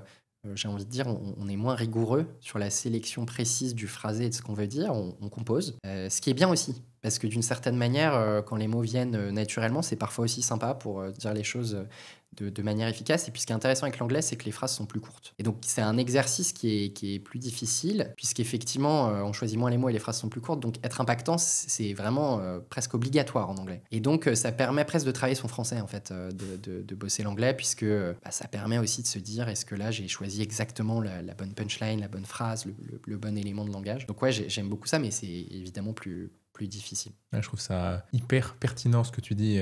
Travailler l'anglais, ça permet d'améliorer son français. En tout cas, le phrasé, la façon d'amener les idées, les punchlines. Est-ce que tu consacres du temps à ça, à ta préparation? Trouver les punchlines, trouver les analogies, les métaphores, ces petits mots qui en disent peu, mais qui en suggèrent beaucoup. C'est important, ça, dans ton métier, pour avoir de l'impact? Complètement. Okay. Je prépare énormément, je bosse énormément. Les réunions, même des réunions à faible enjeu, entre guillemets, je bosse tout, je prépare tout. C'est comme ça que je fonctionne, c'est mon mécanisme. Et c'est ce qui me permet, en fait, paradoxalement, de pas vraiment être dans le script, en fait. C'est plutôt, parce que je le bosse pas en écrivant mot à mot ce que je vais dire, je le bosse plutôt en composant un peu des éléments de discussion, des questions qui pourront être posées, en fait, en me faisant un peu une carte de ce qui va être dit ou pas dit. Et ça, je le fais beaucoup. Et puis, sinon, dans un cadre plus personnel, je note toutes les phrases qui me marquent. Ok. T'as un carnet, Depuis des années, alors je le fais sur mon téléphone. Ok. Et je fais ça, je pense, depuis 10 ans. À des rythmes différents, ça dépend vraiment. Alors, il y a un mois où il y a 6 phrases qui vont me passionner, et puis il y a 2 mois où il n'y en aura qu'une. Mais en fait, et c'est pas forcément que des phrases très sérieuses, mais c'est des phrases qui sont percutantes pour moi, soit à titre personnel parce qu'elles m'ont touché, soit à titre professionnel parce que je les ai trouvées particulièrement à propos dans un contexte. Je suis très mauvais pour identifier qui a dit quoi. C'est ce que j'allais te demander. Est-ce que j'apparais dans... Mais je crois pas. Si, certainement. Non, si, on regardera. Alors maintenant, je pense qu'il y en a 300, donc il va falloir un peu scroller. Mais bon, malheureusement, je note jamais l'auteur ou l'autrice de la phrase, ce qui est un défaut. Et en même temps aussi, c'est une façon de se dire que toutes les phrases ont déjà été dites par tout le monde, et donc de pas d'exproprier finalement les auteurs, c'est pas plus mal, parce qu'en fait, du coup, ça les rend plus légères. Mais ouais, ça, je le fais énormément. C'est quoi? C'est la passion qui fait ça? C'est le goût pour les mots? C'était envie de pouvoir le ressortir aussi et te l'approprier? Ouais, c'est un peu tout ça. Je pense que c'est... et puis c'est ce trait d'esprit que j'aime beaucoup, en fait, ce que j'aime beaucoup dans les orateurs que je te citais, ou peu importe, mais c'est les traits d'esprit, c'est la petite phrase bien trouvée, c'est l'image qui est amusante, et puis surtout, je trouve que certaines phrases sont très belles émotionnellement, sont très... Donc ça, j'aime beaucoup quand je bookine, quand j'écoute quelque chose, quand je regarde une vidéo, ou même au quotidien, dans mon quotidien boulot. Parfois, j'entends quelqu'un dire quelque chose que je trouve particulièrement génial. Je le note sur mon téléphone. Alors, j'essaye de le faire à chaque fois. Et du coup, maintenant, j'ai une librairie de plein de choses que je relis de temps en temps de manière très légère, en scrollant un peu au hasard. Et ça me fait du bien, je trouve ça amusant, parce que mécaniquement, je fais le lien aussi avec le contexte dans lequel ça a été dit, qui m'appartient et que je trouve intéressant. Et puis surtout, ça me remet face à des phrases qui m'ont touché, des mots qui sont importants pour moi. C'est une super idée. C'est une super idée. Et après, c'est un réflexe à avoir. Je voulais qu'on parle des techniques de prise de parole. Évidemment, tu prends souvent la parole, donc tu les appliques. Évidemment, tu permets aussi à des personnes avec qui tu travailles de les appliquer, puisque tu les transmets. S'il fallait résumer toutes ces techniques, ces choses que tu as apprises, que tu as vues, etc., à 2-3 techniques, tu dirais que c'est quoi le plus important quand on est devant le public, on a terminé de préparer? Qu'est-ce qu'il faut faire pour avoir de l'impact et au fond créer la relation de qualité qu'on souhaite? Écoute, c'est pas une question simple, et ça l'est d'autant plus que c'est toi qui me la poses. Par définition, tu es l'expert du sujet, mais peut-être quelques techniques, et certaines un peu plus récentes que d'autres, qui moi, m'aident un petit peu. Alors déjà, une technique très anodine, et je ne les mets pas par ordre de priorité, mais un truc très anodin que j'ai remarqué récemment, enfin depuis quelques mois, c'est que en fait, je trouve que le début d'une conversation, alors là, je ne parle pas forcément d'une prise de parole avec un grand public, mais d'une prise de parole où il y a quelques personnes, souvent, la façon un peu de briser la glace ou de mettre les gens à l'aise, qui consiste à simplement dire « ça va », n'est pas forcément la bonne. Pourquoi? Parce que quand on dit bonjour, comment ça va, la réponse c'est ça va, je suis occupé, très occupé, busy. Enfin voilà, bon. Et donc en fait, c'est pas très intéressant, et du coup, en fait, ça met pas forcément les gens à l'aise. Donc j'essaye de moins en moins, je le fais peut-être encore parfois, mais j'essaye au début de pas demander comment ça va. Je dis quelles sont tes préoccupations du moment? Quelles sont les nouvelles de XY? Tiens, on s'est parlé la dernière fois. Dès le départ, on s'est pas encore parlé. Dès le départ, tout de suite, être dans une tonalité. On va parler d'un truc un peu léger, un peu sympa, d'un truc que je me rappelle d'une dernière interaction, ou simplement de t'es occupé sur quoi en ce moment? Est-ce que t'as lu tel truc? En fait, ça, déjà, ça met dans un contexte, on est beaucoup plus à l'aise, beaucoup plus détendu. Moi, ça m'enlève déjà 30%, 50% de mon stress, de juste là, d'être dans des 3 minutes, en fait, de petites discussions qui est chouette et sympa. Donc ça, je pense que c'est un truc qu'on peut faire de plein de façons. Encore une fois, poser une question sympa, ou raconter une petite anecdote, ou un truc rigolo, parfois, c'est tout con et très cool, en fait, à faire, et je pense que ça déstresse un petit peu. Ensuite, le second point, je pense que c'est finalement pas préparer les choses mot à mot, ou alors sauf dans certains exercices très précis, mais préparer plutôt les enjeux, les éléments qu'on veut faire parvenir, les messages de manière très large, pour pouvoir être en fait à l'aise et s'adapter au contexte. Moi, j'ai souvent l'impression qu'en fait, tu vois, selon ce que tu vas dire, selon la manière dont les personnes vont réagir en face, il va falloir un peu sortir de ce que tu avais en plan A, en plan B. Donc, il faut essayer de travailler un peu... quels sont les scénarios mentaux dans lesquels les gens vont être autour de toi, à quoi ils vont penser, quelles sont leurs préoccupations du moment. Il faut vraiment connecter en se disant en face de moi, là, il est quelle heure, ils sont sur quel sujet, qu'est-ce qui est difficile ou intéressant pour eux en ce moment. Il faut vraiment se dire, en fonction de ce que je vais sentir pendant le moment et de ce que j'ai préparé avant, je vais m'adapter, je vais changer un peu de ton, je vais changer un peu de forme, d'énergie, je vais en mettre plus, un peu moins. Donc ça, je pense qu'être préparé à ça et le préparer de cette façon-là, pas tant encore une fois écrire phrase à phrase, mais plutôt se dire dans quel cadre je m'inscris et qu'est-ce que je vais essayer d'attraper, c'est super important. Pour réussir à faire ça, j'imagine qu'il faut être vraiment très préparé. C'est-à-dire ce que tu disais tout à l'heure, c'est-à-dire pour pouvoir me décentrer, il faut que je sois très conscient et rassuré de mon centre, quoi. Complètement. Je pense que ça, c'est clé. Tu vois, il faut. Moi, j'ai du mal à dire aux gens, c'est en improvisant qu'on est le meilleur. Je ne suis pas du tout sûr, sauf rare contexte. Je pense que c'est vraiment en préparant qu'on est les meilleurs en improvisation, quoi. C'est parce que tu as super bien préparé et que tu as tous tes points d'appui et voir tes plans B si finalement l'improvisation se passe pas bien, que justement, tu vas te sentir à l'aise de raconter, d'improviser, de réagir, de rebondir. Donc ça, évidemment. Et puis après, je pense que le troisième point, c'est vraiment de ne pas se prendre au sérieux. C'est un peu, ça connecte aussi à ce que je te disais sur le côté, je sais pas, mais simplement aussi être un peu dans la légèreté, se permettre aussi dans 30 minutes, 1 heure, de faire une petite blague, de faire de l'autodérision, de dire tiens, là ce que je vous présente, merde, c'était pas ce que je voulais vous montrer. En fait, ça crée aussi une petite empathie. On sait en face de vous, les personnes qui vous écoutent, ils savent que c'est un exercice, que vous prenez la parole. Et en fait, ces petites blagues-là, ces petits côtés un peu déconnectés, amusants, un peu ces petites aspérités en fait dans la prise de parole, en fait, faut les assumer, elles sont plutôt sympas. Vous bégayez, vous faites un lapsus, faites-en une blague. En fait, c'est ça aussi qui va mettre un ton assez amusant et ça va avec le fait de sourire, je pense. C'est un truc sur lequel aussi j'essaye de bosser, j'essaye de plus en plus sourire quand je prends la parole. Non pas que tout est léger, parfois c'est des sujets pas faciles, mais en fait, sourire, ça permet aussi simplement de déstresser et de se dire à la fin, en fait, c'est un échange, c'est pas très grave, quoi. C'est super, c'est top. Attends, essayons de résumer. Donc le dernier point, c'est sourire, ne pas prendre les choses au sérieux.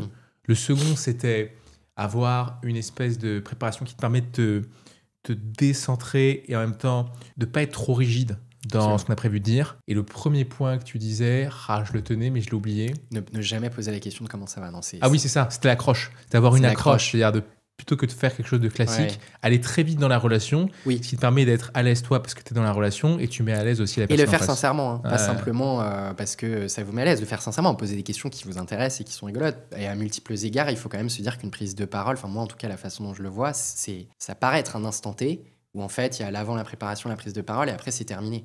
Non. En fait, la vérité, c'est que normalement, les personnes avec qui vous discutez, vous aurez plein d'autres opportunités de les rappeler, de rediscuter, d'avoir d'autres échanges. Donc il faut aussi, et ça va avec le côté léger, aussi se dire là, c'est un échange. Et il y en aura peut-être un deuxième, un troisième. Donc là, on va essayer de rendre cet échange le mieux possible. S'il y a des choses que j'ai ratées ou que je ne savais pas, en fait, il y aura un deuxième échange, il y aura un troisième, je peux toujours appeler la personne après. Donc il faut aussi se dire, attention, tout ne se joue pas sur les 45 minutes. Ce sont des personnes avec qui vous connectez, avec qui vous avez développé des relations, de la sincérité, de la transparence aussi. Donc si en fait les 30 minutes n'étaient pas parfaitement comme vous les aviez imaginé, c'est pas grave. C'est une super opportunité dans 2 jours d'appeler en fin de journée et de dire tiens, comment ça va, je pensais à toi, je voulais tel retour sur ce que je t'avais dit la dernière fois, qu'est-ce que tu en as pensé. En fait, c'est plutôt ok, c'est plutôt bien de se dire que c'est pas une prise de parole qui change le cours d'une vie. C'est super puissant ce que tu viens de dire. C'est vraiment super puissant parce que ce que tu dis, c'est que, tu sais, souvent derrière ces figures un peu rhétoriques d'accroche, la question, l'anecdote, la citation, etc., on veut faire rentrer le public dans la prise de parole. Donc, on veut faire relation, mais que d'un seul côté. C'est-à-dire qu'on veut le faire rentrer dedans, mais vu qu'on prend de la distance avec ce qu'on dit, du type, allez, j'ai prévu ma phrase, nous, on n'est pas dans la relation. Et vu qu'on n'est pas dans la relation, on est toujours dans le stress. Et on se rassure comment? Non pas en rentrant plus vite dans la relation, mais en se concentrant énormément sur l'information, sur ce que je dois dire. Et là, ce que tu apportes, je trouve, et que j'ai jamais entendu, c'est je dois moi aussi rentrer dans la relation. C'est-à-dire que l'accroche, elle n'est pas là juste pour que le public y vienne, mais je dois moi aussi m'investir dans mon accroche et donc dire quelque chose de pertinent, en tout cas qui m'intéresse vraiment aussi, et pas juste rhétorique. Complètement. Et tu vois, je crois que c'est toi qui le disais. Ça fait peut-être partie des phrases que j'ai notées où tu l'as dit de cette façon-là, mais en fait, une prise de parole, c'est un travail d'équipe en fait. Ouais, c'est ça. T'as un sport d'équipe, c'est pas un sport de combat. Ouais, exactement. Je crois que c'est toi qui disais ça. Donc tu vois, je me rappelle de ce que je note. Et je pense que c'est ça. On a le devoir dans une prise de parole collectivement d'en faire un moment intéressant, amusant, tu vois, impactant. C'est notre travail à tous. Parce qu'en face, effectivement, écoute active, questions, réponses. Donc ça, je pense que c'est hyper important. Et puis surtout, c'est un devoir d'humilité qui est clé. Il y a une phrase que j'aime beaucoup qui dit, en fait... avant de prendre la lumière, coupe du bois, porte de l'eau.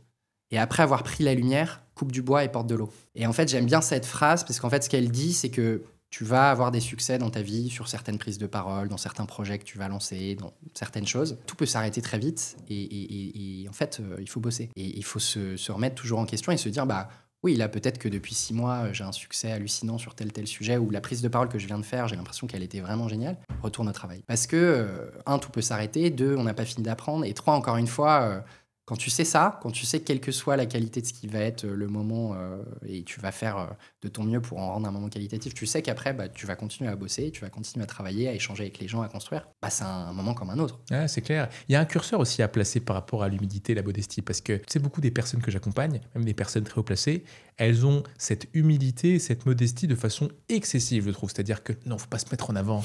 Non, faut pas dire que j'ai fait ci, j'ai fait ça, comme si c'était mal de faire ça. Et je sais que c'est important pour toi l'humilité. Maintenant, la question c'est où est-ce que tu places le curseur? C'est-à-dire, est-ce qu'il faut à chaque fois être humble, ou est-ce qu'au contraire, tu le rappelles parce que tu sais que tu as cette nature peut-être à prendre de la place, et c'est ce qui ferait que c'est important pour toi de te rappeler aussi de l'humilité? Je pense que c'est la différence qu'il faut faire entre l'humilité dans la posture et dans la blague du début, dans la situation de conversation dans laquelle tu mets les gens parce que tu t'intéresses à eux. Ça, c'est l'humilité, et ça, c'est hyper important. Et le contenu et l'impact.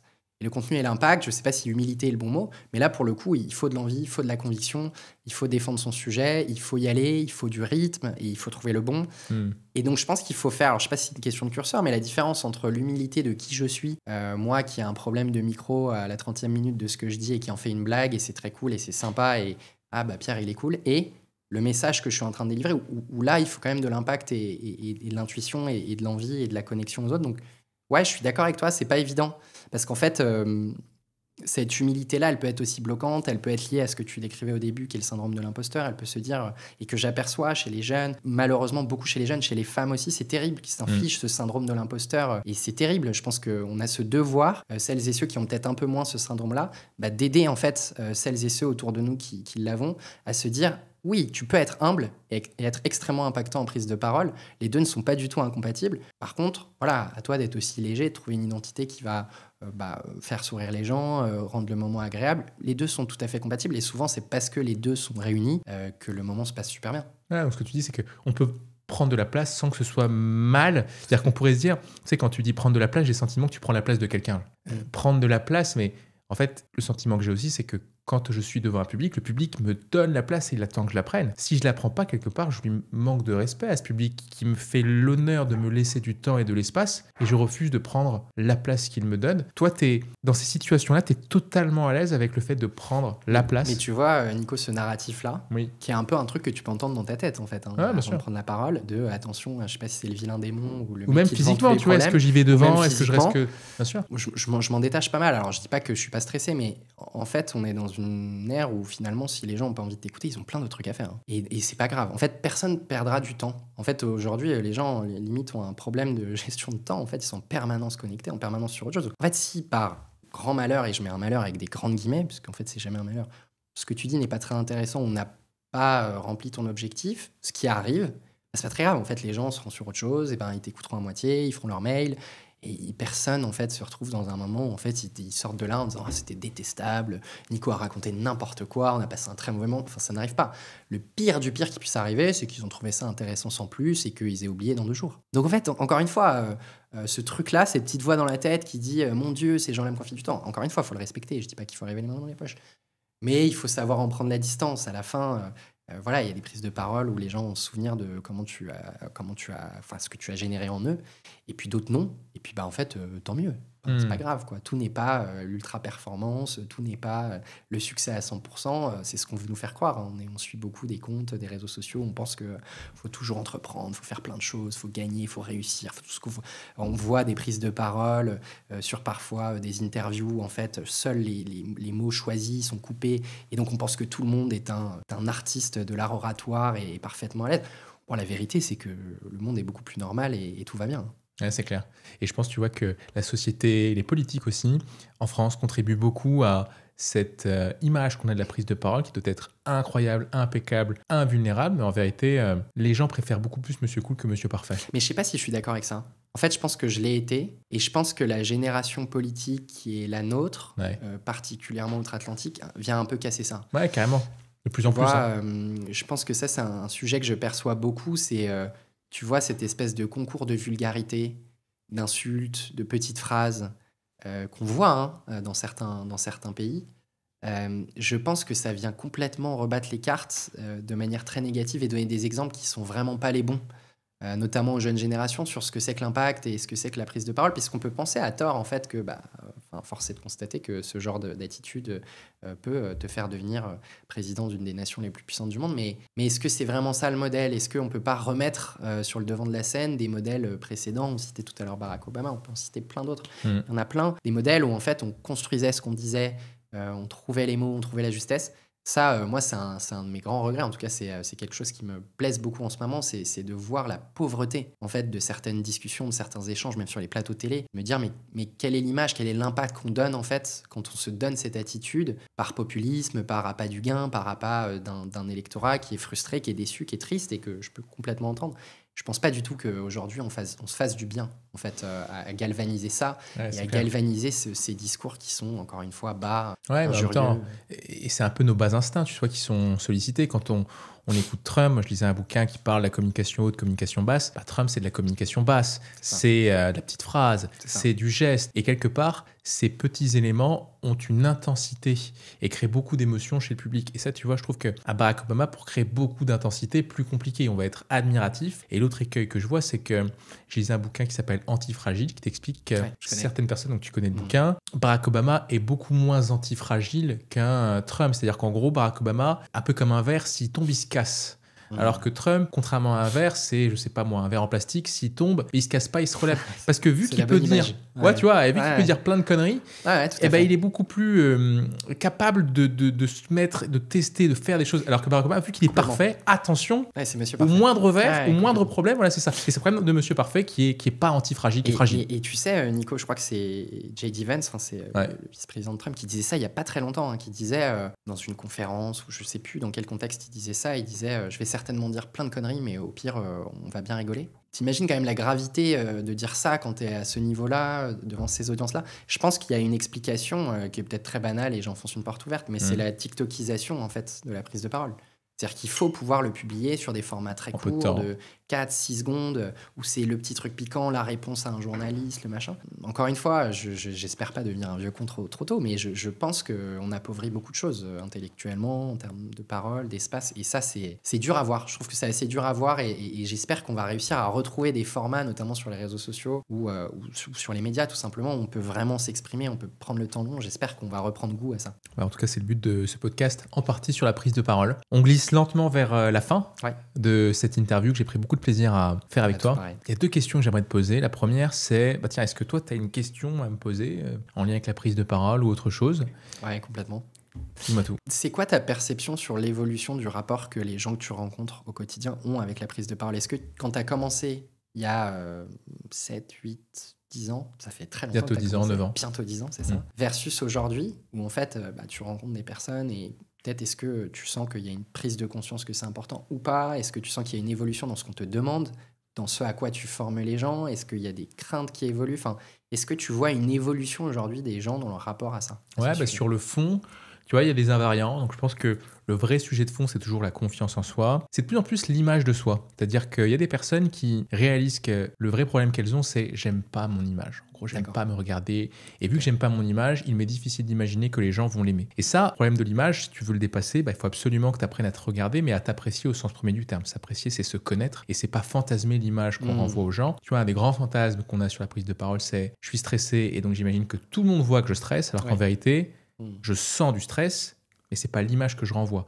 On fait pas trop la distinction de là où on est, c'est-à-dire en nous, entre la perception qu'on a et l'image qu'on renvoie. Et donc souvent les gens disent non, mais t'es pas du tout stressé. Et là on se dit mais non, les gens sont bienveillants parce qu'en vrai ils voient que je suis stressé. Et tu vois, on prend de plus en plus conscience de ça. Donc je pense que le point vers lequel les gens se dirigent, c'est celui de l'image, parce qu'on a tous envie de publier sur les réseaux sociaux. À l'époque, on était peut-être plus concentré sur la confiance en soi, on l'est toujours peut-être de moins en moins, et je vois de plus en plus un rapport professionnel à la prise de parole. C'est-à-dire que, tu vois, on voit des gens sur les réseaux sociaux qui arrivent à vivre de la prise de parole. Tout à fait. Moi aussi, je voudrais faire des conférences. Moi aussi, je veux, comme ces stars connues, faire des stories, gagner 500 €, et je veux faire la même chose.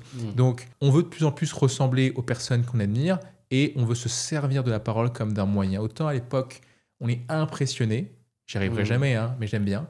Aujourd'hui, ça m'impressionne toujours, Et si lui qui est proche de moi l'a fait, je peux le faire aussi. Oui, donc on c'est veut plus maîtriser Ouais, le d'accord. fait de parler et l'outil prise de parole, quoi. Hyper intéressant. Et tu prends toujours passion de la même façon en fait à accompagner ce type de contexte qui change et ce type aussi d'approche de la prise de parole un peu différente. Ouais, la passion, elle est toujours la même.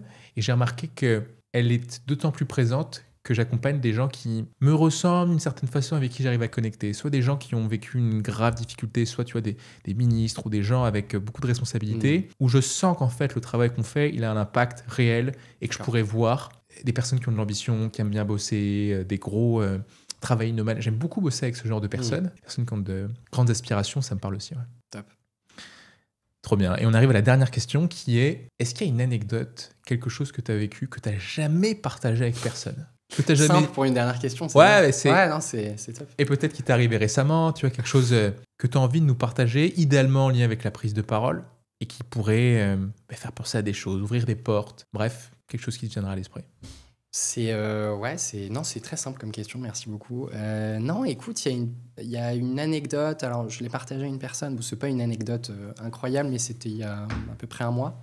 J'étais en déplacement pro en Suisse pour une journée assez importante, pour des clients très exigeants et qu'on avait beaucoup bossé. Et je me rends compte, en fait, peut-être 35 minutes, on reçoit un mail 35 minutes avant le début de l'intervention, que la personne qui introduit, qui présente la journée, qui présente les contenus, qui présente les enjeux, qui va prendre la parole de manière significative pendant la moitié de la journée, et malheureusement, la pauvre, malade, et ne va pas se rendre en fait à l'atelier. Mais 35 minutes avant, on le sait. C'est une personne de ton équipe? Et c'est une personne de nos équipes voilà, globales, enfin, en Suisse en l'occurrence.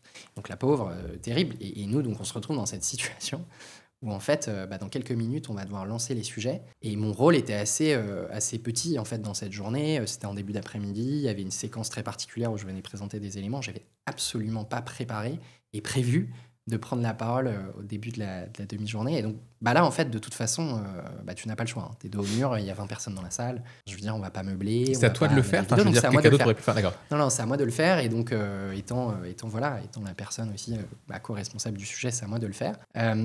Et donc, arrivent petit à petit les clients. J'ai à peine le temps de relire un petit peu les éléments. Il y a beaucoup, beaucoup de choses à présenter. Encore une fois, c'est très challengeant. C'est un contexte stratégiquement difficile. Et j'ai fait un peu comme j'ai pu. Je me suis un peu mis dans une situation où je me suis dit, on verra bien ce qui se passe. J'ai un peu bafouillé à certains endroits. J'ai pas été excellent. En plus, j'avais voyagé très tôt. J'avais pris l'avion à 5h du matin. Donc, en plus, j'étais pas préparé à ça. Mais je l'ai fait avec légèreté. Je me suis dit, après tout, c'est un moment dur à passer, va falloir serrer les dents pendant 3 heures, et puis après arrivera l'après-midi et là je serai plus dans mon cadre. T'as vraiment serré les dents pour le coup, ou est-ce que t'as réussi à... Ok, d'accord. J'ai vraiment serré les dents, il y a beaucoup d'enjeux, encore une fois un contexte difficile, un contexte un peu, pas lourd, mais un contexte d'entreprise où en fait il y a peu d'improvisation. Et tu t'es pas dit, au final, même si ça foire, c'était pas moi qui devais le faire, donc je suis pas responsable? Non, parce que de toute façon, à la fin, les clients n'achètent ni Pierre ni une autre personne, ils achètent une société qui a la légitimité et la pertinence de les servir. Donc, en l'occurrence, c'est ce que je représente à ce moment-là. Donc, je peux pas être dans la déculpabilisation. Mais ce qui est amusant, en fait, avec cette anecdote, c'est que donc, ça se passe un peu comme ça. Et je sens que certains voient que, non seulement on leur dit que la personne va pas être là, et puis, savent que j'improvise un petit peu. Et en fait, j'ai trouvé une bienveillance chez eux que j'ai trouvé absolument honorable. Malgré un contexte difficile, malgré beaucoup d'exigences, malgré des semaines de mission où c'était complexe, en fait, j'ai trouvé une légèreté aussi chez eux assez rapidement, me voyant aussi un petit peu à lire un peu les slides, à lire un peu les trucs, à être un peu en difficulté. J'ai trouvé ça super et ça m'a donné un courage de dingue, pas tant que pour cette journée-là, mais ces dernières semaines, en fait, je repense souvent à ce truc-là, de dire, en fait, t'as quand même de fortes chances de tomber sur des gens géniaux en face de toi, qui vont être très sympas, très cool. Et ça, je pense que c'est un truc que je vais me dire de plus en plus, que je me suis toujours dit, mais que je me dis de plus en plus, c'est qu'est-ce que tu trouves de génial chez les gens en face de toi? Qu'est-ce qui les rend sympas? Qu'est-ce qui les rend cool? Et c'est vraiment d'y penser profondément, parce qu'en fait, ça rend ces moments-là super. C'est vrai que c'est une pression qu'on peut se mettre. Tu vois, j'ai beaucoup de clients comme ça dans le conseil qui se disent, de toute façon, c'est un peu des lions qu'il y a face à moi parce que les mecs, ils ont payé, donc ils ont des attentes. Et si en plus de ça, j'ai pas préparé et que je suis pas parfaite, ils vont me critiquer. Et ce que tu dis, c'est qu'au final, même si on n'a pas pu tout préparer, en l'occurrence, tu pouvais pas, c'est pas une question d'impréparation, c'est une question d'imprévu. Les gens restent sympas, même s'ils ont payé, même s'ils ont du temps et de l'argent. Tout à fait. Et puis parce qu'ils savent encore une fois que toute ta valeur ne se joue pas là. toute la valeur de ce que l'équipe apporte se joue sur voilà, un travail temps de donné, fond. un travail de fond. Et donc, bon, bah, ça s'est pas super bien passé hein, dans l'absolu. Voilà, je pense que tous les messages n'ont pas été donnés, j'ai pas été excellent. Mais j'ai fait le job et j'ai souri et j'ai fait des petites blagues. Et puis, on en a parlé au déj, pas en me disant que j'étais pas bon, mais plutôt en se disant que c'était une matinée qu'on avait passée ensemble. Et c'était sympa, en fait. Et j'essaye, voilà, de plus en plus, je pense que c'est un peu le truc et un peu, tu vois, la synthèse de ce qu'on se dit là, c'est faut y prendre goût, en fait. C'est sympa, en fait, de connecter avec des gens, de rencontrer du monde, de parler à plein de gens. En fait, c'est chouette, c'est une super chance, en fait, hein, de pouvoir faire ça, même si ça met parfois en difficulté, même si c'est parfois pas avec toutes les cartes et le contexte qu'on voudrait. C'est fabuleux, en fait. C'est trop bien ce que tu dis parce que je vois, tu vois, t'écoutant la formation et le coaching comme une façon d'y prendre peut-être un peu plus goût, Carrément. de se rapprocher un peu de ce qui nous fait peur, et au final Carrément. de se rendre compte que ça reste au fond qu'une affaire de relation. Et quoi. je pense, et j'invite vraiment, pour avoir eu cette chance-là il y a quelques années de me faire mentorer dans le cadre pro, Ouais. si vous avez cette chance-là, mais prenez-la, que ce soit avec toi, avec d'autres, mais prenez aussi ces moments-là où ces personnes-là vont vous aider à vous mettre dans cette disposition mentale de vous dire mais c'est génial en fait, je vais prendre la parole, ça va être sympa, on va discuter après, on va connecter, on va se revoir des jours après. C'est super, vous avez une chance de dingue. Je trouve que la pression, c'est un cadeau magnifique. C'est un bijou d'avoir la pression. C'est une chance formidable, en fait, de pouvoir être dans un contexte où la diversité de votre quotidien fait que vous avez un peu la pression. Mais tant mieux, cultivez-la et c'est super. Tant qu'elle ne vous paralyse pas, allez-y. Et profitez-en pour vous faire accompagner si vous en avez besoin. Moi, je pense que ça m'a beaucoup aidé quand je me suis fait mentorer il y a quelques années. Donc vraiment, j'invite celles et ceux qui ont la possibilité de le faire, quoi. Trop bien. Bah, Pierre, merci beaucoup. Merci Nico. d'être passé. Et puis, je suis super C'était un content. vrai plaisir. Ouais, carrément. Partagé. Merci, Pierre. Salut, Nico.